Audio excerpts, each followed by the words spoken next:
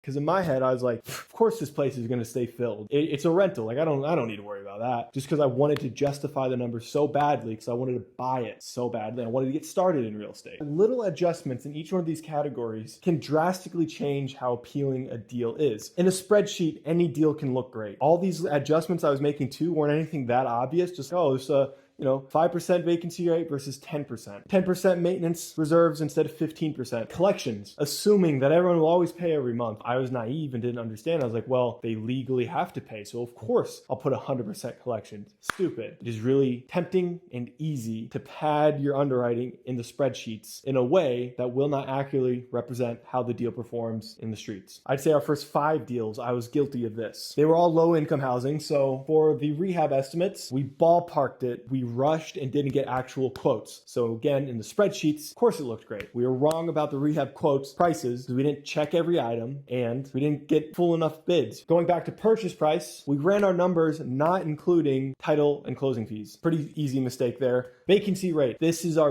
biggest mess up. We were buying low income housing and we were assuming it was going to have the occupancy rate of more premium housing. 5% vacancy rate in low income is unheard of unless it's Section 8. A more realistic vacancy rate would be 15, even 20%. Maintenance. Older properties will have higher maintenance and repair costs. 10% normally would be a decent reserve. However, we're looking at houses that were built before 1940. So cast iron plumbing, out of date electrical, ancient water heaters, ancient roofs, foundation problems. We just thought because it's not a problem now, it won't be a problem in the future. And hey, if we put in 20% maintenance, then our numbers don't work in the spreadsheet and we can't buy the deal and we can't have that happen. Streets versus sheets. When you're trying to get your first few deals, the desire you have to get started can cause you to inflate the inputs in the spreadsheet. You may think you are being accurate in how you're underwriting a deal by what you assume for vacancy rate, maintenance, rehab, and even purchase price, leaving out closing fees. But in reality, every one of those numbers you're padding just a little bit. What ends up happening when you pad